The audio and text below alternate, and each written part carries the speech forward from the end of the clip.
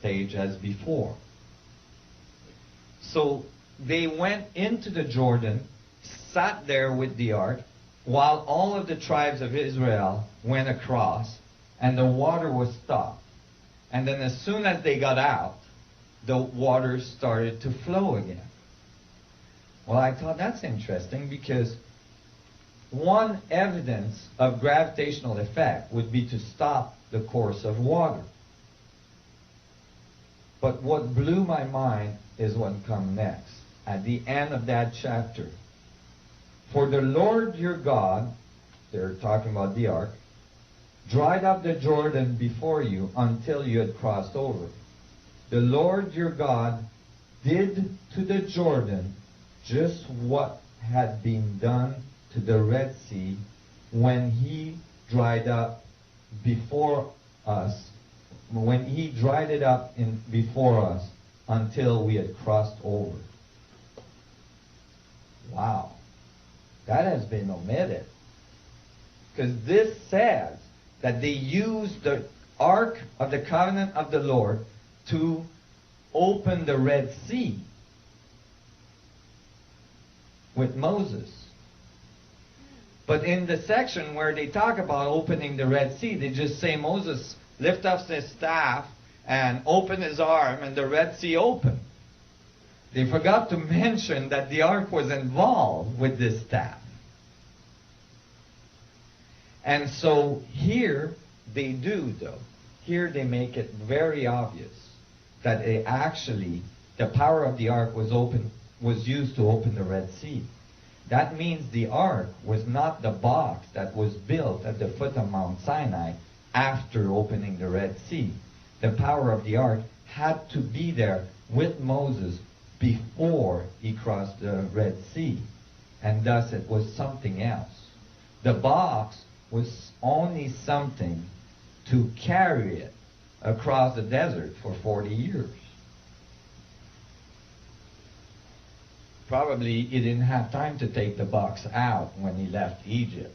He just took the crystal. Go ahead. Do you think Ethiopia has the Ark of the Covenant now? I'm going to get to that. So, are you guys all following this? Yes. Okay.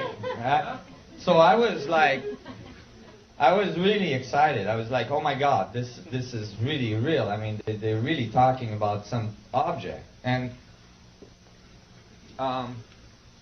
this is kind of tough to do, but we can, I started to look into it, and I found more and more evidence that the ark was this crystalline structure. I found the Ezekiel text. I found the Keys of Enoch text, and I thought, wait a minute, what are they talking about? Well, I looked deeper into the Kabbalistic tradition, and when I did, I found that they didn't just give you like hints to what the geometry was. They actually said, this is the Kabbalistic tree, this is the foundation of all creation, and if you decode this, you'll understand all of the universe. So I knew that they were giving us a really good key to what was powering the Ark of the Covenant, since the Ark was thought to be the seat of God, the seat of the universe. And the Kabbalistic tree can commonly be described as the tree of knowledge as well. The tree that was placed in the Garden of Eden at the center of our Genesis. So when I looked at it, I thought, what is this? And I started to read Kabbalistic tradition texts and all this. Oh my God, I got so confused. It was so confusing. There's so much stuff out there, and it's all philosophy. And I was really kind of not being able to find anything that was jiving, but I was looking at the geometry, and what I did is I plastered it on the ceiling of my van so I could lay in my bed and look at it in the morning, every morning, and I was trying to decode it. And really quickly, I realized that the bottom part was a tetrahedron. and that the top part was an octahedron. But I didn't know what this middle part was. This X with a box around it. I didn't know how to deal with that. And then I realized, wait a minute, this box here, this rectangle, fits in this upper rectangle. So I thought, oh, maybe they just took it and squashed it. So I took the top part and slid the bottom into it. And boom, the result was a tetrahedron and an octahedron on top, which is all of the vertices you need to generate the star tetrahedron with the octahedron in the middle. You guys see this? To generate this, all you need is a tetrahedron and an octahedron and all the vertices, and you can start building it. So I was like, oh, this is cool. As soon as you slide the bottom into the top, basically, as soon as you compress it, as soon as you collapse it, right, you obtain a 3D geometry. And then I realized that the Kabbalistic text said that there wasn't just one tree, but that there's four, and that they're attached at the crown, or at the root.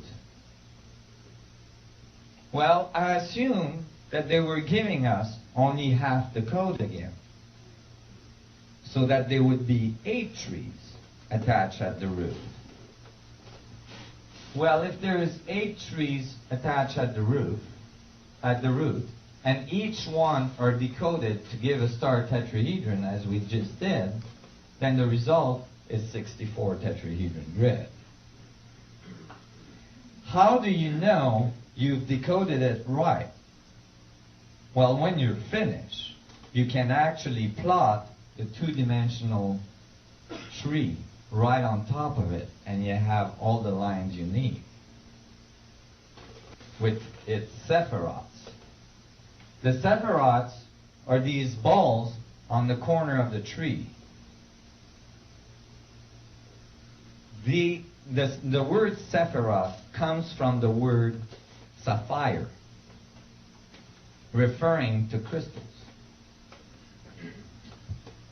And when you plot the sephiroth all around the tree, all around the 64 tetrahedron, since each tree has one sephiroth involved in the middle, each tree only has 9 sephiroths.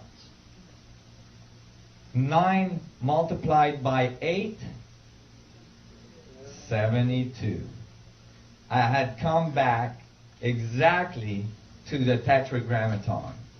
You've got And 2 other ways that you can do this. Mhm. The top 3 are always considered to be separate and above man, and thus to be mapped separately. Mhm. Center, the center and the crown, is in its own space, and the one space that's missing that you have filled in with your dark circle is da'at, known as knowledge. Knowledge, that's right. That point, that's the esoteric sephiroth in the middle. That's right. I have shown this to rabbinic tradition experts, and one of them started crying. It's very significant. What scared me is when I was studying this, it warned over and over in many books that if you try to decode the Kabbalistic tree, most people turn crazy. They lose it. And I figure, well, you know what? I'm already crazy, so I can't go much further, so I should be all right, right? And so I just went at it, and it came out. So I was like in amazement that it was so easy. Now I did do an animation that. You have a light counter. In this animation, we see the Kabbalistic trees coming together under the general active contracting forces, creating the 64 tetrahedrons as the geometry of space, serving the vector equilibrium at its center. So here it is, again. In this animation, we see the Kabbalistic trees coming together under the general active contracting pulses, creating the 64 tetrahedrons of the geometry of space, forming the vector equilibrium at its center. Thank you, Amber. And here's a Kabbalistic tree that was generated during the time that I was writing this up in a little journal I published. This was in England. But note on this little animation that when we look at it slowly, you can see. Can everybody see here how the tree actually compresses and becomes a 3D object? This is the contractive side of the event horizon, you see?